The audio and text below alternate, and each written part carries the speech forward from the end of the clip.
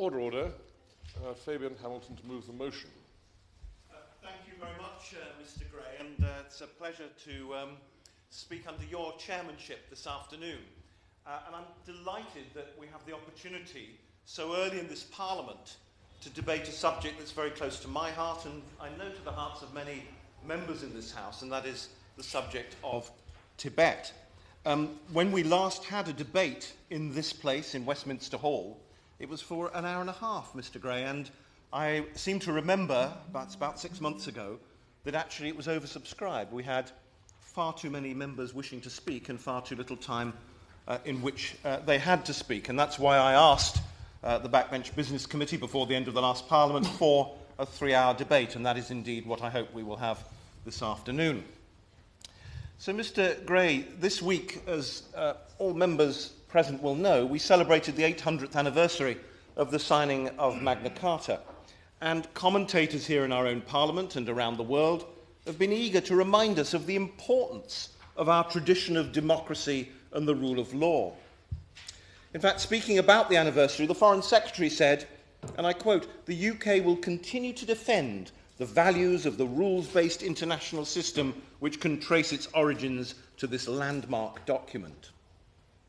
Addressing the United Nations Human Rights Council on the 15th of June, just 3 days ago, the Foreign Office Minister of State, Baroness Annalay, said, and I quote, "It is our solemn duty to give a voice to those whose rights have been violated and abused, to call for accountability and to work with those who want a different future, a future where universal values are not simply words in a UN treaty, but a reality of everyday life." So in this year of anniversaries, 8 centuries after Magna Carta, let us give a voice to all those whose views and fears are not heard. Let us ensure that our voice goes beyond words to action. Let us remember that universal values need to be truly universal for everyone, everywhere. These are fine words, Mr. Gray, and I'm sure that every member in this debate and every member in our whole Parliament will fully endorse them.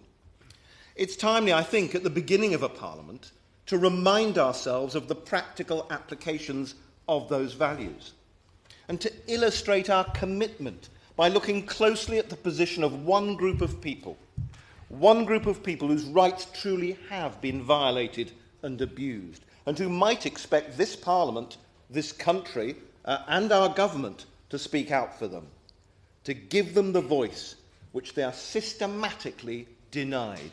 They are the people of Tibet. Mr. Gray, many members present will have had a long involvement in the issue of Tibet, and I have no doubt will be very well informed about its history and the oppressions suffered by its people since the Chinese invasion of Tibet in 1951. But there are many new members who may be just as interested, but rather less well informed about this issue. So I make no apology for giving an overview of the historical situation of Tibet and of the Dalai Lama, who will celebrate his 80th birthday, his 56th birthday in exile, on July the 6th, just 2.5 weeks from now. Mr. Gray, Tibet has had a tumultuous history, during which it's spent long periods functioning as an independent nation. And indeed, an early example of British involvement in Tibet is the short-lived Treaty of Lhasa, signed after a British colonialist excursion into that country under the leadership of Francis Younghusband in 1904. This is worth mentioning here as evidence that at least during this period, Britain did regard Tibet as an independent state with whom it was possible to treat legally, and contradicts the view promoted by the Chinese government that Tibet has never been any more than a province or a collection of provinces and part of China. Indeed, Chinese official histories refer to the exchange of envoys between the Tang dynasty, which ruled China between the 7th and 10th centuries, and the Tubo Kingdom, the ancient name for Tibet, suggesting that these were separate nations at the time. What is not in question are Tibet's unique cultural traditions, and ethnic Tibetans have a 4 centuries-long allegiance to the Buddhist tradition of which the 14th Dalai Lama, Tenzin Gyatso, is the spiritual leader. In the years before the Communist Party came to power in China, Tibet was governed by a priestly caste and was a separate, independent state. When the Communist Party came to power, the Chinese army invaded Tibet and attempted, but failed, to force the young Dalai Lama to act as a client ruler. However, after a popular uprising against Chinese rule, the Dalai Lama and his supporters were driven into exile in India following an alleged threat to the Dalai Lama's life. The then Indian Prime Minister, Jawaharlal Nehru, welcomed the exiled Tibetans to Dharamsala in the province of Himachal Pradesh, where they established a parliament and a government in exile. In May 2011, the Dalai Lama, however, announced his retirement as the political leader of his people, but of course will always remain the spiritual leader of Tibetan Buddhism. However, this step by the Dalai Lama has in no way diminished the fear and loathing in which the Chinese government holds His Holiness. They describe him as separatist, a supporter of terrorism, and maybe worst of all in the lexicon of communist China, a splittist. Since the 1980s, the Dalai Lama has not pursued the aim of full independence for Tibet, but seeks only what he calls a middle way, full autonomy for the people of Tibet. But although many Tibetan activists still believe in the possibility of a truly independent Tibet. Meanwhile, the Chinese, whilst having created what they describe as the Tibetan Autonomous Region, the TAR, have done everything in their power to undermine that autonomy and to destroy the ethnic and cultural identity of Tibet. They have sought to isolate the Dalai Lama and have used their political and economic influence to bully those governments and parties who support him. I aim to outline this afternoon, Mr. Gray, some of the ways in which they have done this, and to try to explain why I believe that we have a moral obligation to support those who are suffering under the oppression which has resulted from this process of Chineesification of Tibetan culture. Yes, of course. I'm really sorry that I won't be able to stay for the whole debate to make a contribution this afternoon, but isn't the irony here that the Chinese People's Republic, as part of its constitution, recognises the diverse culture and heritage of the various peoples that make up the Republic of China? So whatever arguments we may have about the politics of it, they are clearly failing to recognise and protect the culture, heritage and indeed language of the Tibetan people, which is being absolutely destroyed at the hands of this Chinese government. Yes, and I certainly agree with my honourable friend, if I may call him my honourable friend, and fellow officer of the All-Party Parliamentary Group for Tibet, because in 2006, which is now more than 9 years ago, because it was May of that year, I had the occasion to visit Lhasa and the Tibetan Autonomous Region under supervision from the Chinese government, but to see for myself, together with 4 other members of the then Foreign Affairs Committee, exactly how much change had taken place, and the Chineesification through the number of Han Chinese, ethnically Han Chinese citizens who were settling and being encouraged to settle in Lhasa and other parts of Tibet was quite extraordinary. And we learnt while we were there that the Tibetan language was not allowed to be the main language in the schools in the city of Lhasa. That in fact Mandarin had to be spoken first, and Tibetan was, to all intents and purposes, outlawed by the mayor and the provincial government of the Tibetan Autonomous Region. And it was a very sad thing to see. And a lot of elements of Tibetan culture were being suppressed by the administration and by the local Communist Party. That, I know, has continued apace since the opening of the Chengdu to Lhasa railway, which has allowed many more people to much more easily travel to that extremely high city, where if you're not there for more than a few days, you begin to suffer from sickness brought on by the extreme altitude. Mr. Gray, I hope that I can show this afternoon that events in Tibet do actually have global implications, and that by failing to speak out against the political, environmental and economic oppression in the Tibetan Autonomous Region, we risk allowing a bully to influence world events and to undermine our values. As an example of this bullying process, consider this. The 14th World Summit of Nobel Peace Laureates which was scheduled to convene in South Africa in October 2014 to honour the late Nelson Mandela's legacy, but which had to be cancelled following several Nobel Peace Laureates pulling out after the South African government failed to issue a visa to one of the laureates, His Holiness the Dalai Lama. That's just one example. China went on to thank South Africa for not issuing the Dalai Lama with a visa. The Foreign Ministry spokesman, Qin Gang, said, and I quote, "China highly appreciates the support offered by the South African government on issues concerning China's sovereignty and territorial integrity. We also believe that South Africa will continue to uphold this correct position and continue to support China in this regard." Let us remind ourselves that the Dalai Lama has been in exile since 1959. That a country such as South Africa should be so afraid of losing important Chinese investment that it was willing to renege on the solidarity offered by Mandela himself when the Dalai Lama visited Cape Town years before is truly a tragedy. These tactics have been tried on many governments, our own included. In May 2012, David Cameron and Nick Clegg privately met the Dalai Lama in London, outside St. Paul's Cathedral, where the Dalai Lama was being awarded the Templeton Prize for his contribution to human spirituality. The Chinese government made a formal protest to the British ambassador in Beijing and said that the meeting had harmed China-UK relations and had hurt the feelings of the Chinese people. In addition, in a public statement, Foreign Ministry spokesman Hong Lei urged the UK to respond to China's solemn demand and stop conniving and supporting Tibetan separatists. The Chinese government then cancelled the visit to the UK of top official Wu Bangguo, the chair of the National People's Congress. In April 2013, David Cameron postponed an official trip. I think the honourable gentleman is either the Prime Minister or the Right Honourable Gentleman Member for Witney, but not Mr. David Cameron. I'm so sorry. Thank you for correcting me, Mr. Gray, of course. Let me try again. In April 2013, the Prime Minister postponed an official trip to China after Beijing indicated that senior leaders were unlikely to meet him. And yet the British government has been clear on its position. It regards Tibet as, I quote, as part of the People's Republic of China. So does this mean that Her Majesty's government does not support those Tibetans who do call for independence?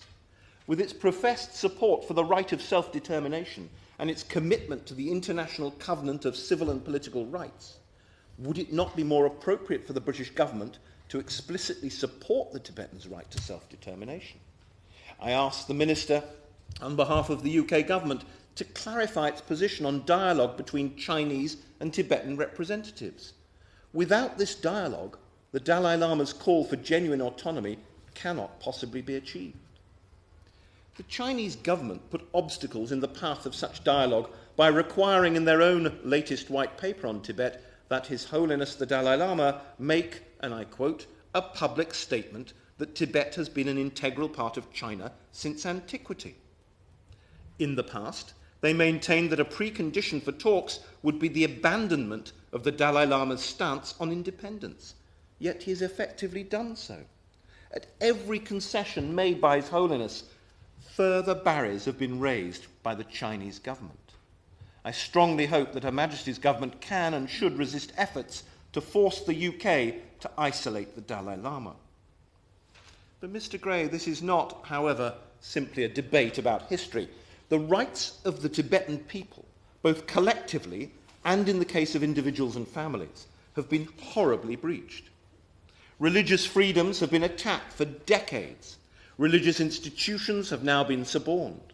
Along with the call from the political head of the Tibetan Autonomous Region for Buddhist temples to become new propaganda centres for the party, there are proposed new counter-terrorism laws, which will allow for sweeping measures to be taken to suppress religious activity. Many rites, which are central to the traditional worship of the Tibetan people, such as the lighting of butter candles, are to be treated as subversive acts as they imply support for the Dalai Lama. I'd like to ask whether our own government has raised concerns over these proposed new counter-terrorism laws, which appear to contravene the protections of religious freedom enshrined in international and, up until now, in Chinese law.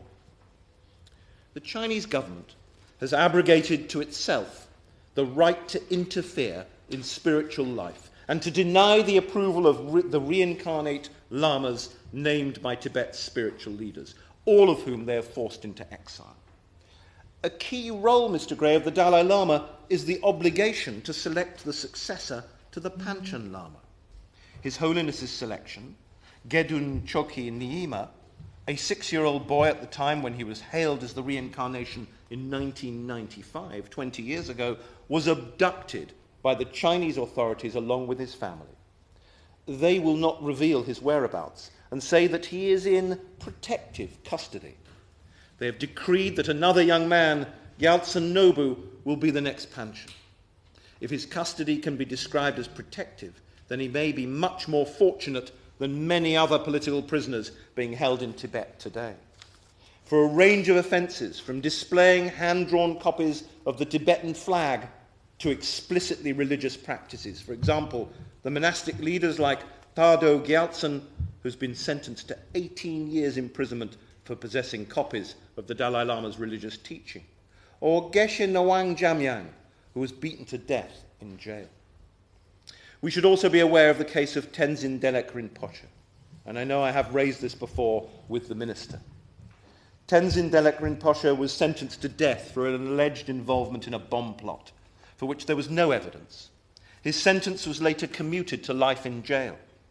He's now served 7 years and is believed to be in dangerously poor health.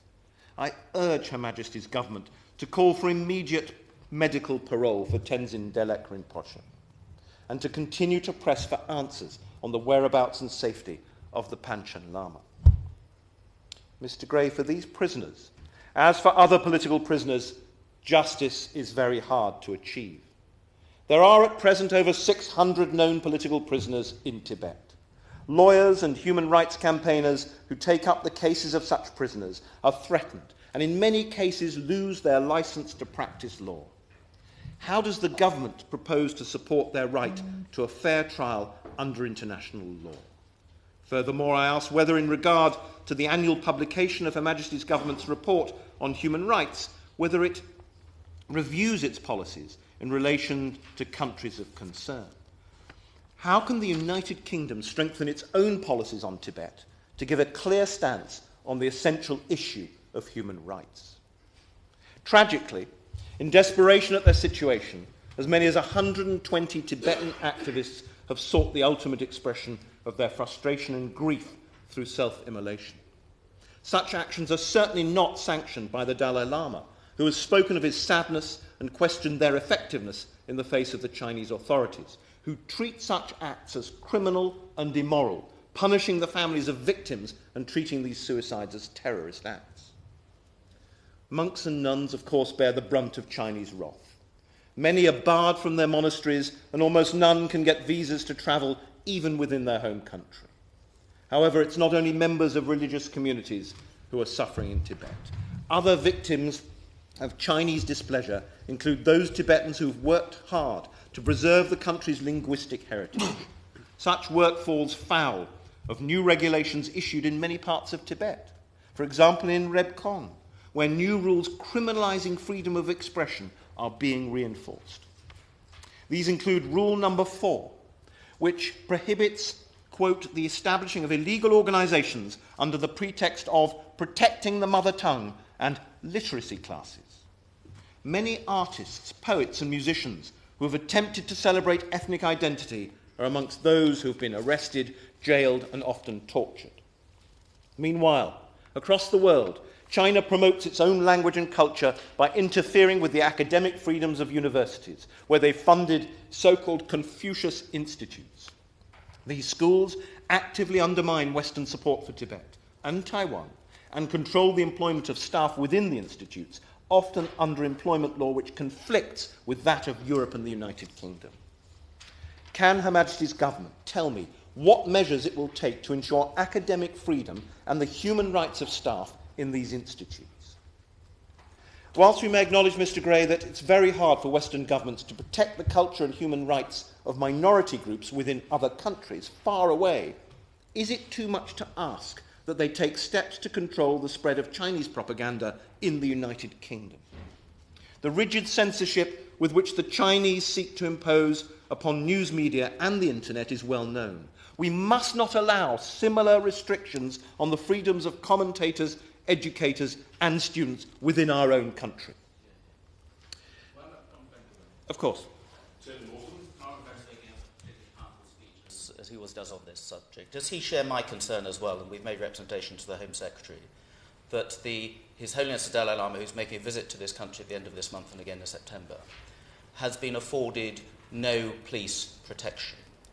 And given other recent visits he's made to other countries where particular people have tried to disrupt his peaceful meetings and conferences in which he's been involved, many of those meetings are at threat of having to be abandoned. Does he share my concern that the free speech of the Dalai Lama is being put at risk, and the message that that sends to the Chinese people if the British government will not afford him the protection that would normally be afforded a dignitary of his stature? Fabian Hamilton. Well, I thank my honourable friend for that intervention because, and I will go on at the end of my speech to mention that very issue, but he's absolutely right. I am very concerned. Many people in the Tibetan community and the supporters of the Tibetan community in the UK, as well as supporters of the Dalai Lama himself, and of course Buddhists and non-Buddhists throughout Britain, who love to hear the words of the Dalai Lama, are extremely concerned that there is a threat to his personal safety, and that so far no security is being offered by the British government for His Holiness's visits to the United Kingdom. And I thank my honourable friend for taking up this issue, I believe, with the Home Secretary personally. We need, I believe, to put more pressure on members of the government to ensure that His Holiness's personal security, especially as it's currently under threat, is protected by our security services. I said before that events in Tibet and our response to them have global implications, Mr. Gray, which cannot be ignored. Many of those who've been shot at, arrested and intimidated in Tibet have been campaigning against the environmental exploitation of and damage to the fragile ecosystem of that beautiful country. This damage must certainly have global consequences. Almost half the world's population is dependent upon water coming from Tibet, with about 1.3 billion people directly dependent on Tibet's major rivers.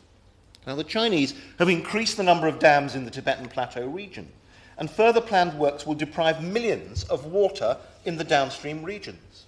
In addition, unchecked mining operations in Tibet have been a major cause of environmental degradation and of pollution of the water systems. Tibet's glaciers are the fastest melting in the world, and many scientists regard Tibet as an environmental barometer. The opening of the Gormo-Lhasa railway, which I mentioned earlier, has not only speeded up the Chineseification of Tibet by allowing a massive influx of ethnically Han Chinese, but has enabled the swifter and more voracious exploitation of Tibet's natural resources. There are many rare native species of plants and animals which have to take their chance in a landscape that is at serious risk of destruction. Protests against this pollution, exploitation and destruction, many of them by members of the traditional nomadic groups dependent upon the country's grasslands and the purity of its waters, have been amongst those crushed by the Chinese, and many nomadic groups have been forcibly resettled, as I saw for myself in 2006. Environmental campaigners, such as US Special Coordinator for Tibetan Issues, Sarah Sewell, has said, and I quote, "Tibetans have an inalienable right to be the stewards of their own cultural, religious and linguistic heritage." Will Her Majesty's government add its support to that of the United States in encouraging the Chinese to live up to its international obligation to respect this right? Many will ask what we in the UK can do to help the Tibetans in their attempt to preserve their language and culture, defend their spiritual freedom and traditions, and save their country from physical exploitation and damage. We should not underestimate our own authority and resources. Within China, a new law, the Foreign NGO Management Law, is being drafted at the moment, restricting the activities of foreign NGOs and giving the Chinese police the authority to enter their premises and seize their documents and property. These powers may have a massive impact on the work of groups who are working to promote health education and develop civil society in China as a whole, and in Tibet in particular. How does Her Majesty's government respond to these proposals? And what measures will it take to support the work of those NGOs? Of course, many thousands of Tibetans now live in exile, refugees who depend upon the welcome and support of host governments and of campaigning and fundraising groups. We must continue to work with the groups representing Tibetans abroad. So will the United Kingdom government continue to explore the possibility of cultural exchanges with Tibetans, whether from within Tibet itself or from the communities living in places such as India and Nepal? Programs such as the Chevening Scholarship, excellent as they are, have only a very limited availability to Tibetans living within Tibet and are not available for refugees. If the UK government were to extend this scheme to allow refugees to take up degree and postgraduate courses in Britain, they would be better able to contribute to their host societies and to help build civil society on their eventual and much desired return to Tibet. In addition, the promotion and indeed the survival of the Tibetan language is dependent upon its continuing to be heard. So will Her Majesty's government call upon the BBC Trust to consider including Tibetan as one of the languages in which the World Service should be broadcast? The mention of these refugee communities brings me to my final and perhaps most topical point.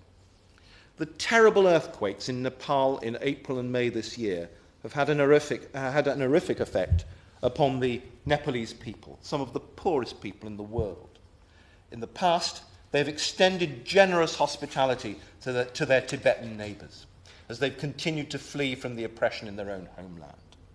At this time of crisis, it has become more difficult for them to do so. This catastrophe has impacted particularly heavily on the Tibetan refugees, as they're effectively stateless citizens.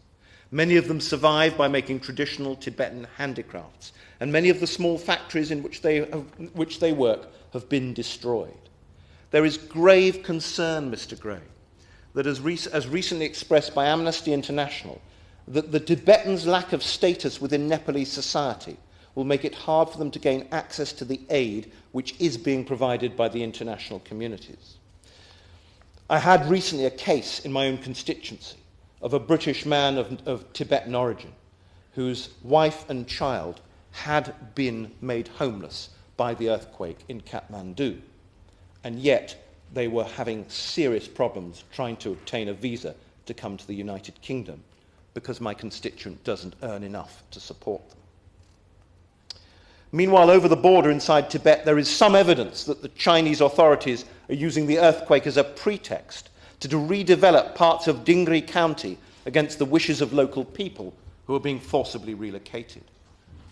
Finally, will the government ensure that the personal safety of His Holiness the Dalai Lama is protected when he visits the UK at the end of this month to lecture at a Nepalese Buddhist temple? Sadly, one of the world's foremost proponents of peace and compassion is the subject of threats from groups opposed to what he stands for. So it is essential, Mr. Gray, that when His Holiness does come to the UK, we should be able to guarantee that he will be safe and secure. His message has huge resonance throughout this country and in every country in the world. We should value it more and stand up more strongly to the bullying tactics of those who continue to oppress the Tibetan people, and vilify His Holiness the Dalai Lama. Hear, hear. Order. The question is that the House has considered Tibet. Mr. Patrick Grady. Thank you, Mr. Gray. It is a genuine pleasure to serve under your chairmanship, having discovered that you were brought up in my constituency of Glasgow North. I didn't have a lot of time in my maiden speech to sing the constituency's praises, and I don't intend to detain the Chamber by doing so today, but I would note that what was the Kelvinside Parish Church next to your childhood home is now the Oran Moor, a tremendously popular and vibrant cultural venue in the city, in the country as a whole, indeed, and contributes very much to the local economy and the wider cultural scene. I would congratulate the member for Leeds North East on bringing this very important debate to the Chamber today. I would commiserate him on the result of this morning's ballots, but wish him every success should he choose to go for the International Development Committee on behalf of his party.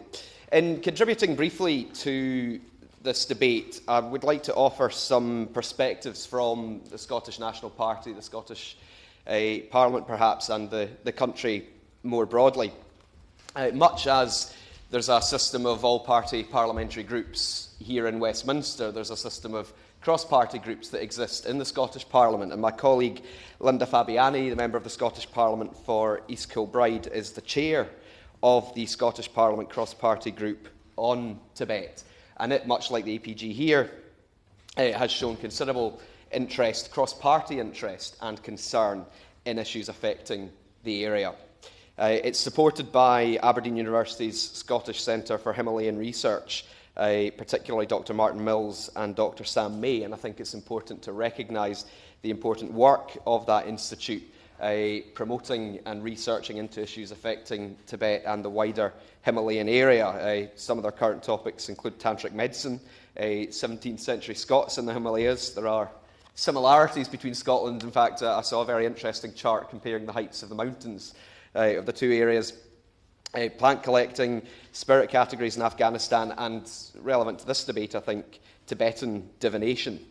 The cross-party group is very active. It meets regularly and has campaigned on a range of issues. It called, for example, for a portrait of His Holiness the Dalai Lama to be displayed in the Parliament building in Holyrood to mark his 80th birthday, but I think the conventions in that place, unfortunately, don't allow for that. But I think that the suggestion indicates the respect and affection with which the Dalai Lama is held by parliamentarians in Scotland and indeed the wider public.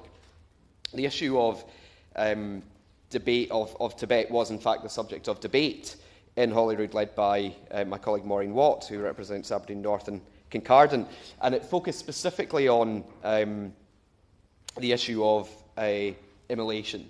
And at that time, February of last year, there had been 127 reported incidents. That number, I think, is now up to around 137.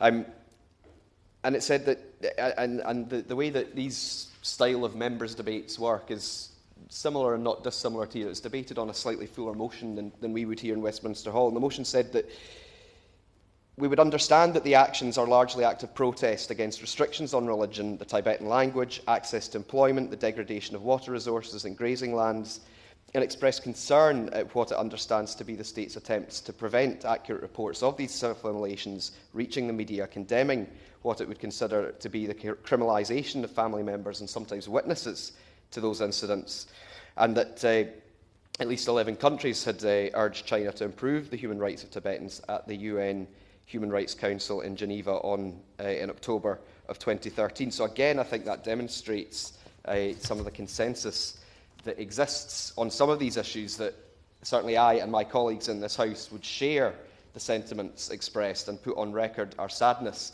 that such numbers of people have felt the need to resort to such dramatic and desperate gestures. And I know that the Scottish Government, when it responded to that debate, very clearly condemns human rights abuses wherever they occur. The Scottish Cabinet Secretary said in that debate that upholding basic civil and political rights is a core duty of the state. Individuals must be free to celebrate their cultural traditions and demonstrate their faith in any society. And the Scottish Government recognises the role that China has to play in all of this, and ministers have raised concerns about freedom of religious expression, transparency and access, and the situation in Tibet on a number of occasions when they visited China. Its overall China engagement strategy has 4 guiding principles about securing sustainable economic growth by building Scotland's prosperity and strengthening links with China, understanding the culture, attaching great importance to learning more about the culture through a memorandum of understanding, increasing the influence that we can have, and most relevantly, respecting human rights and the rule of law, supporting China's process of modernisation and internal reform, and the need to balance the demands of economic development with social justice. I think in Scotland we're proudly justly proud of our reputation for ethical business practice and for human rights and the rule of law, and want to continue to share that experiences wherever we can. There is a national action plan for human rights, and key to that is making sure that we all play our part in building a better world and give effect to our international obligations at home and abroad. So hopefully that demonstrates that many of the broad concerns raised in today's debate and elsewhere in this House over the years are being taken seriously and acted upon by our colleagues north of the border. If I can finish just briefly with some personal reflections. I saw the Dalai Lama himself 11 years ago when he visited Scotland as part of a crowd of about 4,000 people at the Scottish Exhibition and Conference Centre, and I was struck by how, even in such a vast crowd, he appeared to be addressing each and every one of us individually. And I think it's important to recognise the importance of spiritual leaders in the world today. Literally today, Pope Francis has released an encyclical calling a radical and prophetic call for environmental justice and care for creation. And I think that's particularly important when we consider the issues of pollution and climate change, particularly in the Himalayan region that the member for Leeds North East referred to in his speech. And indeed, my maiden speech, to go back to that, was on the theme of justice and peace around the world. And peace must be built on respect for human rights and democracy, whether that's in Tibet or elsewhere. The dignity of human beings and their fundamental right to be agents of their own destiny is hugely important, and that should be the start and the ending point of any debate such as this. Thank you. Well, the Honourable was speaking on behalf of the Scottish National Party as the third party, and normally I'd now gone to the spokesman for Her Majesty's Loyal Opposition. However, by leave of the Chamber, if that's acceptable, I now call Mr Nick Dakin. Thank you, Mr Gray, and it's a pleasure, as ever, to serve under your chairing, and which has just demonstrated its great clarity in making the decision you have.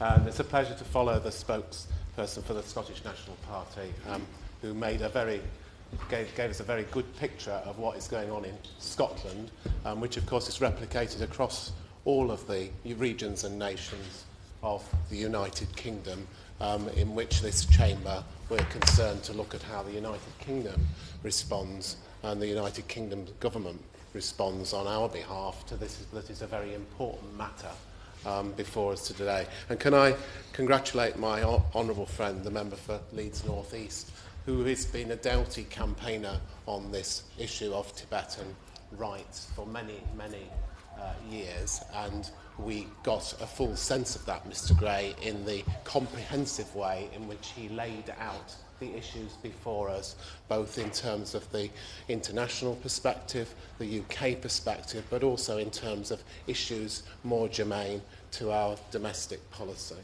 I did want to just pick up the recent words of Sarah Sewell, Under Secretary for Counter-Security, Democracy and Human Rights, on behalf of the US government, when she spoke recently at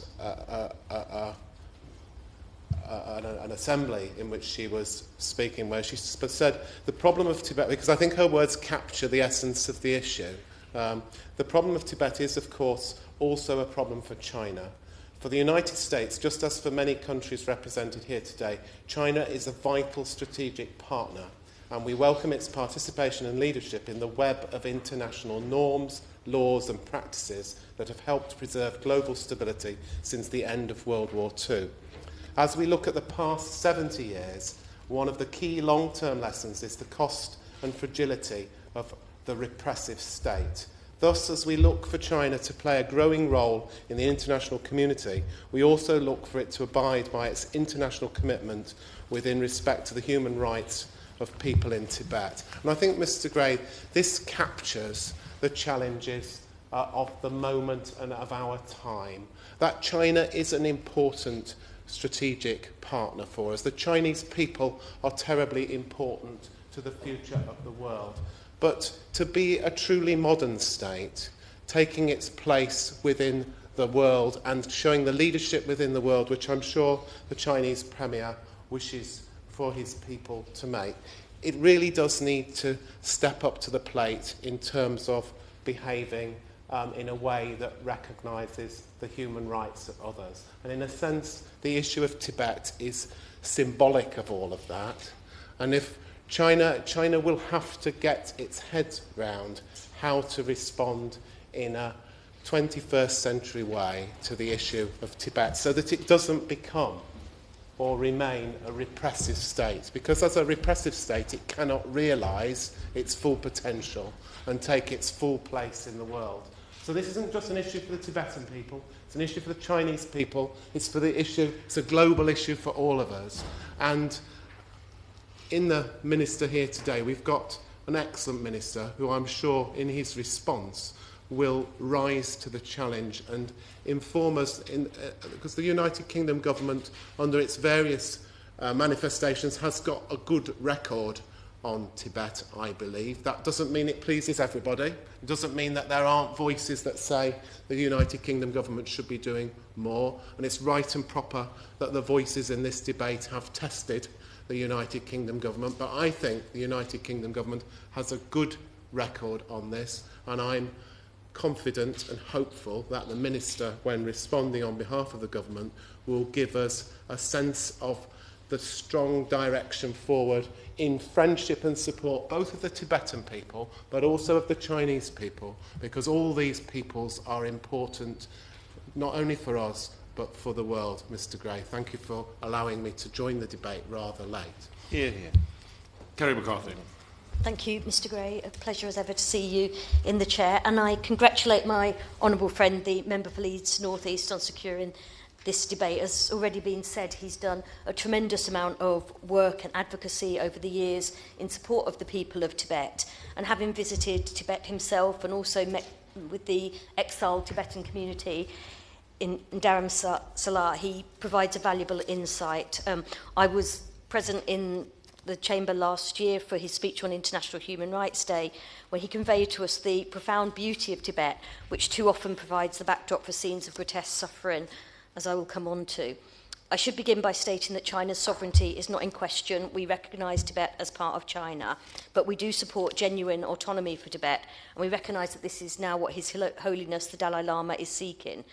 The Dalai Lama's middle way approach is not about independence, but autonomy that respects the rights and cultures of Tibet. But of course, these are currently not being protected, as we have heard in very compelling detail from the Honourable Member for Leeds North East.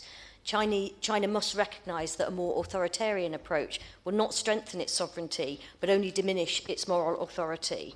And of course, the international community must raise its concerns about the treatment of Tibet, but we recognise that the real issues can only be resolved by meaningful dialogue between the government of China and representatives of the Dalai Lama. Disappointingly, we're now into the 5th year without talks, making it all the more important that both the UK and EU do everything they can to promote a resumption of that dialogue. And I would ask the Minister if he will respond on as to what the government is currently doing on that front. While autonomy is a matter for the two sides, human rights should of course be a concern for all of us, for all nations and all peoples. As we have heard, freedom of expression is severely restricted, websites are blocked, violence and intimidation are used as means of repression. There have been worrying signs too that the situation is deteriorating, with China expanding its police and military presence. Tibetans' religion and their loyalty to the Dalai Lama is a particular concern to China, as we have heard. And over the past year, we have seen greater efforts to restrict religious expression. Photos of the Dalai Lama are banned, so too are songs praising him. Monks are at particular risk of persecution and must seek permission to travel. Nuns are being expelled from their nunnery for refusing to denounce the Dalai Lama. In March, the UN Special Rapporteur on Freedom of Religion and Belief warned that China's actions are really destroying the autonomy of religious communities. Tibet's cultural identity is also being undermined. Their language is under threat, as we've heard. Their flag is banned. And last year, China announced a programme to help local artists form a correct view of art, which are quite chilling words. Musicians are also being detained on charges of separatism. We've heard about the Chineseification of Tibet, and it's feared that the development of Lhasa and the intercontinental resort will mean that Tibetan culture is further subjugated in deference to Chinese culture. Those deemed to be on the wrong side of the authorities have been subject to excessive force. We've heard about the number of political prisoners. Many have died from injuries sustained in prison. Tibetans protesting last August against the detention of village leader Dema Wangdak were met with tear gas and live ammunition. Protesters have been injured and jailed for demonstrating against mining, and people have even been jailed for messaging each other about an anti-fur campaign. There are many other examples, and we've heard of some of them from the Honourable Member for Leeds North East. But the self-immolations are, of course, the most shocking evidence of the extent to which freedom of expression and peaceful protest are restricted in Tibet, and the lengths to which people will go to try to make their cause heard. Last month, a mother of 2 children resorted to self-immolation. The Chinese authorities reportedly then arrested a family member and ordered others to lie about her death. There were at least 10 self-immolations last year, and there have already been 5 this year, bringing the known total to 140, the majority of whom will have died. As I said in the debate last year, it is a harrowing indictment of human rights in Tibet, and shameful that this continues. Criminalising bereaved relatives is not preventing the self-immolations. Of course it wouldn't. The solution is dialogue with the Dalai Lama's representatives and an end to repressive practices. Since our last debate in December, there have been further steps backwards. It has, for example, been announced that monks and nuns will come under even greater scrutiny and must educate themselves in patriotism. 20 new rules have also been issued to prevent perceived splittist behaviour. My honourable friend, the member for Leeds North East, mentioned a number of cases, and I remember from the debate last year, he highlighted the case then of Tenzin Delek Rinpoche, who we mentioned again today, a senior monk whose death sentence was commuted to life imprisonment on false charges. There are real concerns about his deteriorating health.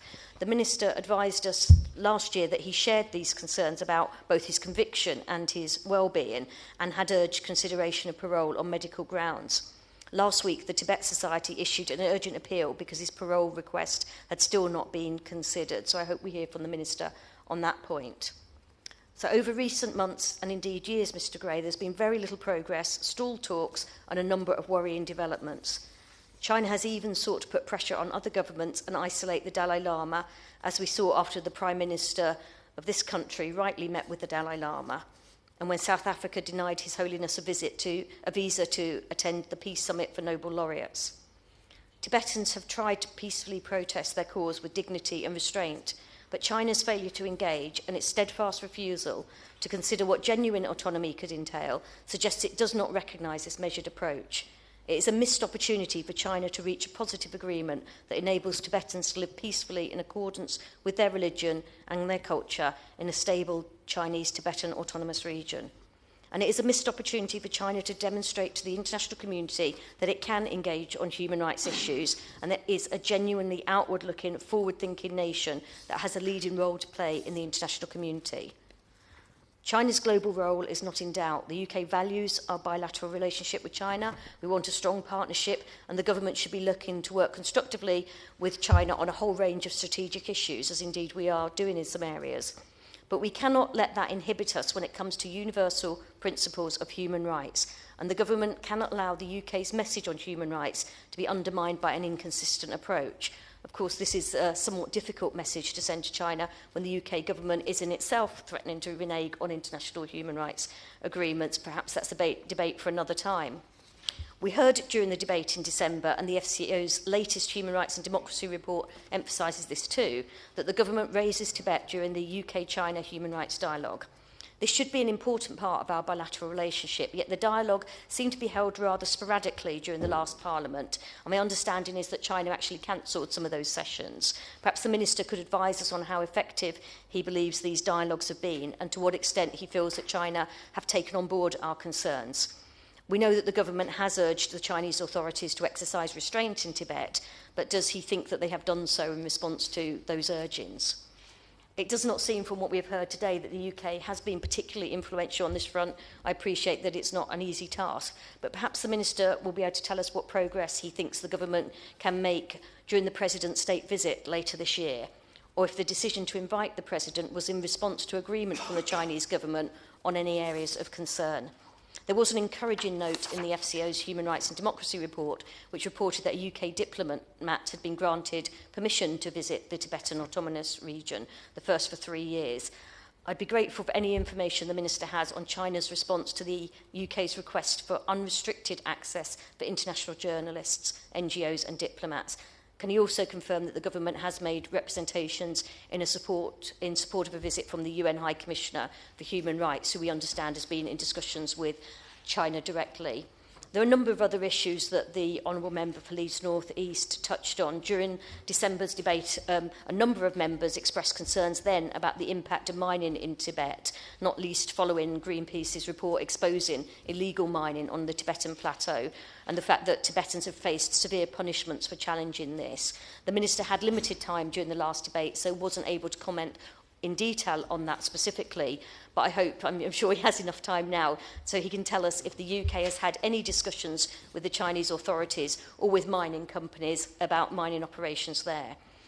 The Tibet's particular position as what was described as an environmental barometer was also mentioned. It is sometimes described as a third pole, and its susceptibility to climate change does make it all the more important that China demonstrates responsible environmental stewardship there as part of its very welcome international commitments to tackling climate change. We know that this is an incredibly important year in terms of the international climate change dialogue with the talks in Paris in December. And I'd be interested to hear if I know that China has made some welcome moves towards taking a stronger position in Paris this year, but I wonder if Tibet has formed part of those discussions, given its particular environmental sensitivities. And the final point I will mention, the Honourable Member for Leeds North East mentioned the Nepal earthquake, which also led to some people in Tibet losing their lives, but the impact on Tibetan refugees, I think, is a very important point, Tibetan refugees in Nepal, and I hope the Minister touches on that in his summing up. Thank you very much. Hugh Esquire. Well, thank you, Mr Gray. I'd like to start by congratulating the Honourable Member for Leeds North East, both on his re-election. I'm sorry about he wasn't elected to the chairmanship of his committee last night, but I congratulate him on his own re-election to this House, and also on securing a second debate and maintaining the momentum following on the debate we had on the 10th of December last year. I said during the Westminster Hall adjournment debate in December that Tibet commands great interest and that these matters should continue to be raised in this House on a regular basis. So I'm glad that the honourable gentleman took me at my word and has given us an opportunity to debate these matters in greater detail this afternoon. The UK's relationship with China, and I gently remind the honourable gentleman from Glasgow North, it is the UK government, the British government, which handles relations with overseas countries. The UK's relationship with China is both strong and important, and our cooperation on shared interests and shared challenges is broadening and deepening by the day. And we do have a shared interest in a peaceful and prosperous China, which of course includes Tibet. So let me begin, Mr Gray, by reaffirming it's the clear position of the British government that Tibet is part of the People's Republic of China, and we do not support Tibetan independence. The Prime Minister reaffirmed that position during the UK-China summit in June 2014. I am aware that some honourable members, and indeed some who follow Tibet closely, question the UK's stance. But the Dalai Lama himself has said publicly that he does not call for independence, and I wish to state the government's position publicly, and indeed that of the official opposition, and clearly so as to avoid any ambiguity. Mr Gray, as the Foreign Secretary told the Chinese Foreign Minister Wang Yi on the 10th of June, our relationship with China has never been closer. We engage on a wide range of subjects, in areas where we work closely together and in others where we may have a different view. China is now the UK's sixth largest export partner, and the UK is Europe's #1 destination for Chinese foreign direct investment. Visa applications are up 20% year on year.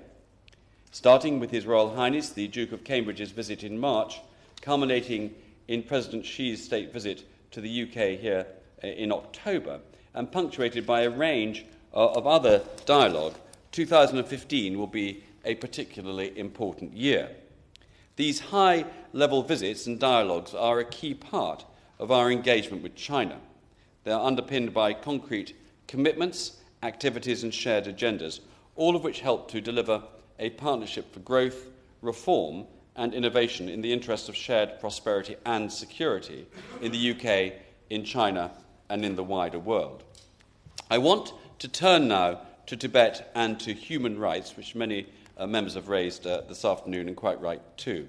But before I do, I'd just like to mention the devastating earthquake in Nepal in April, because its effects were felt in the wider region, including in Tibet, where a number of people lost their lives and at least 2,500 people were relocated to temporary settlements. I'd like to extend the government's deepest condolences to all those who have lost family and loved ones.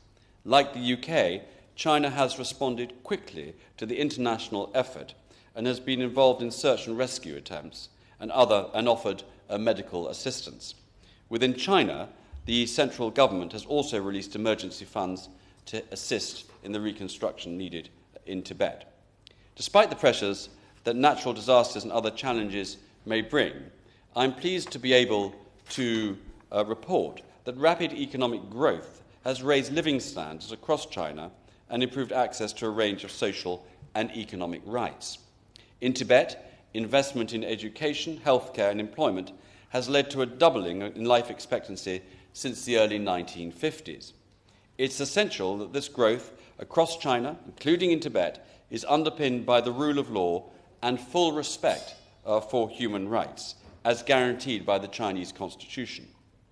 We watched China's fourth plenum with interest. We welcomed President Xi's commitment to move to a more independent, transparent and professional legal system, and the further commitment to ensure that by 2020 China was ruled according to the law, with human rights fully protected. Of course, and as the Chinese government itself have acknowledged, proper implementation of the announced reforms will be paramount. That's why the UK is sharing its own experiences, many ongoing, of domestic legal reforms with the Chinese authorities, and why we continue to raise cases of alleged human rights violations directly with Chinese officials at all levels, at the UN Human Rights Council and at the annual UK-China Human Rights Dialogue, the 22nd round of which took place in Beijing in April, focusing on judicial reform and identifying common ground for future cooperation. Mr. Gray, specifically in Tibet, the Chinese government has been clear in its commitment that Tibetans should share the same social and economic rights as the rest of China.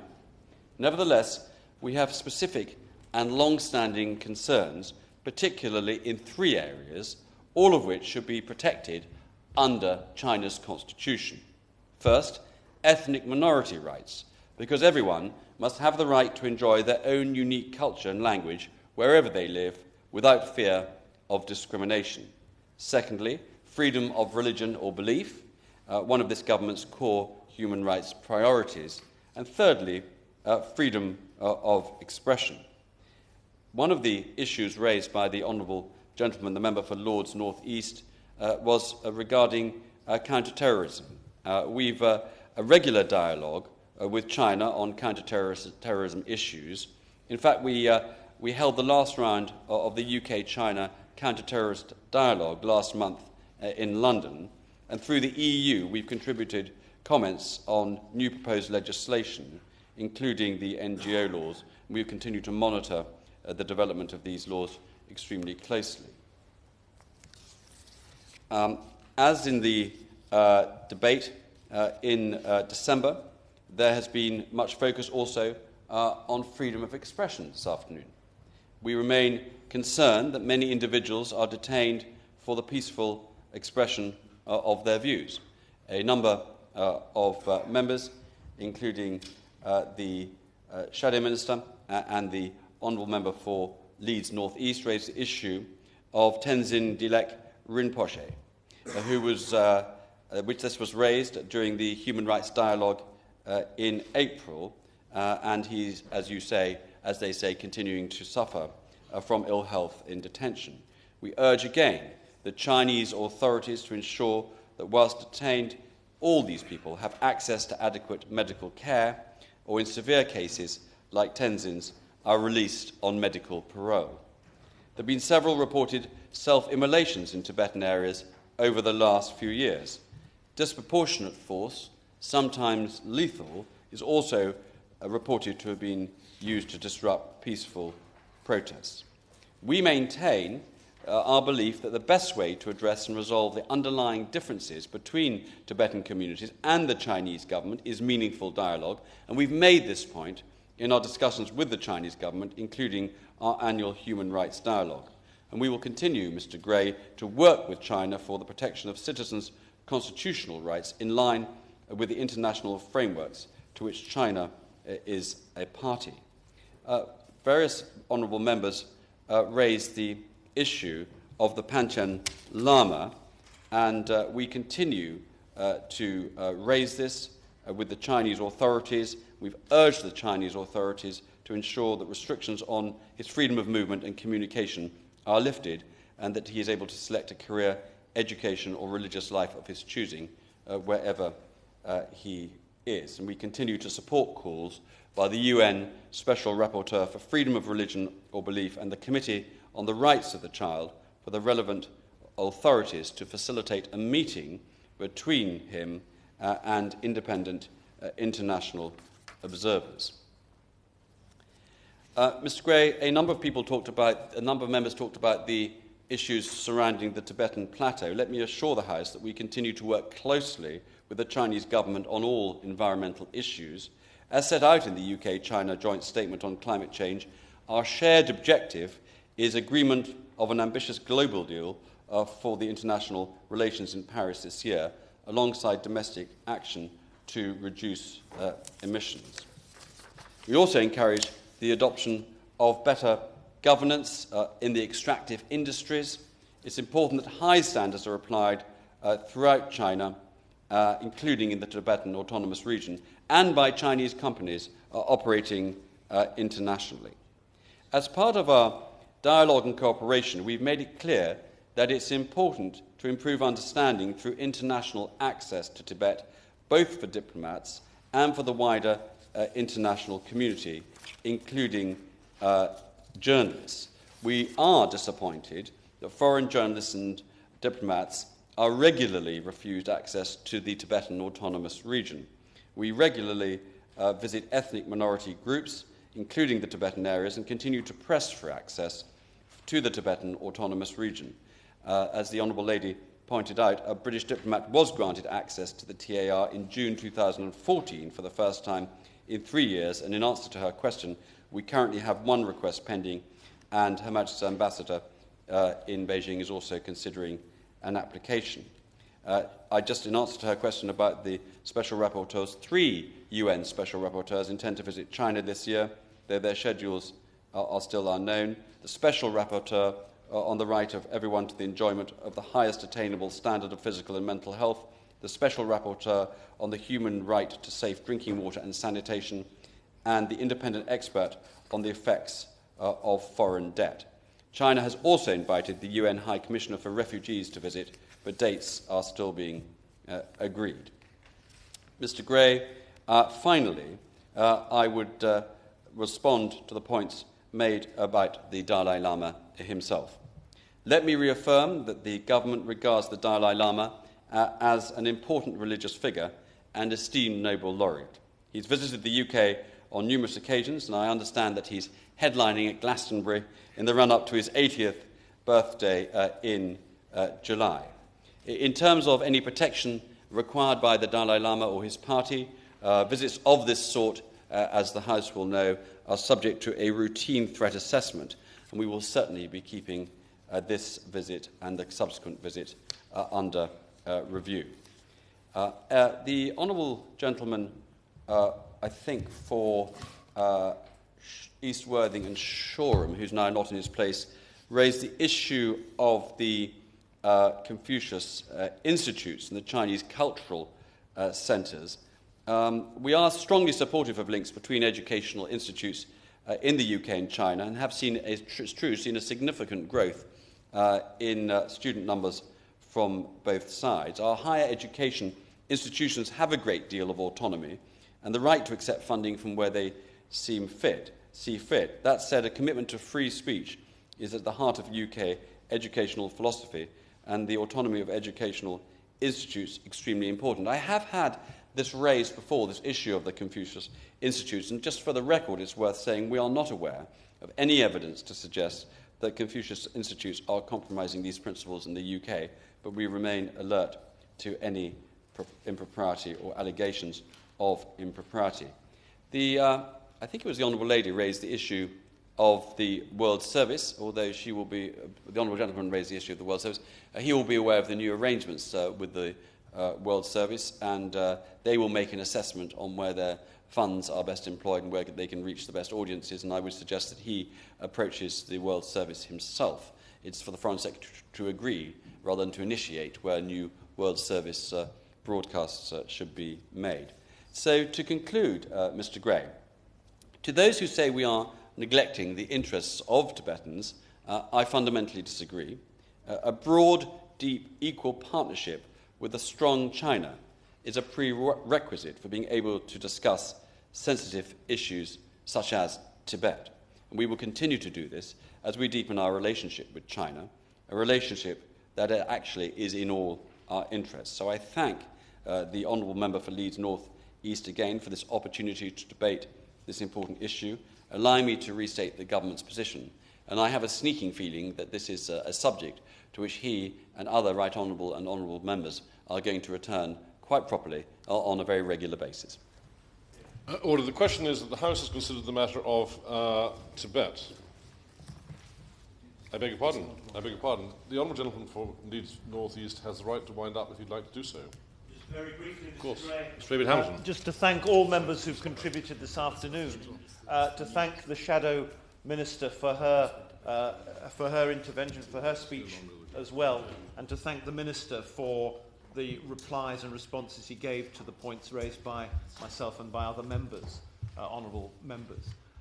This is a subject, he rightly says, will continue to be debated in this place, rightly so, and as long as this Parliament is the centre of free speech and a debate in our nation, then I'm absolutely sure the rights of the Tibetan people will also be one of the subjects we are concerned with until any injustices are put right. So I thank everybody for their contributions this afternoon and hope that we will be able to debate this subject again in the future and see progress on behalf of the Tibetan people. Order. The question now is that this House has considered the matter of Tibet. Has members opinion say aye? Or the contrary, no? The ayes have it. The ayes have it. Order. Order.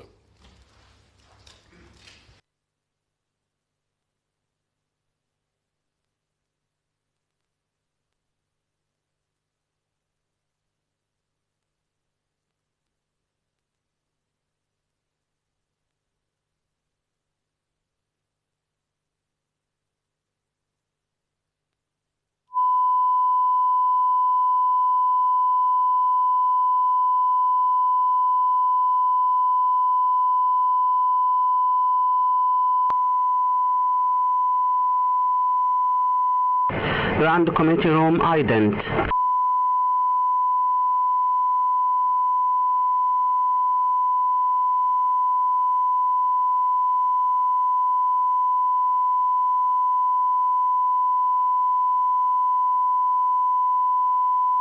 Grand Committee Room ident.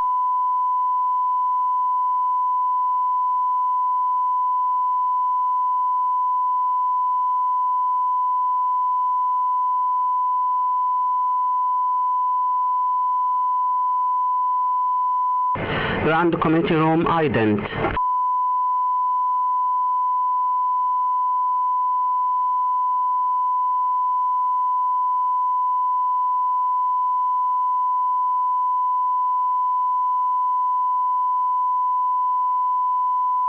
Grand Committee Room ident.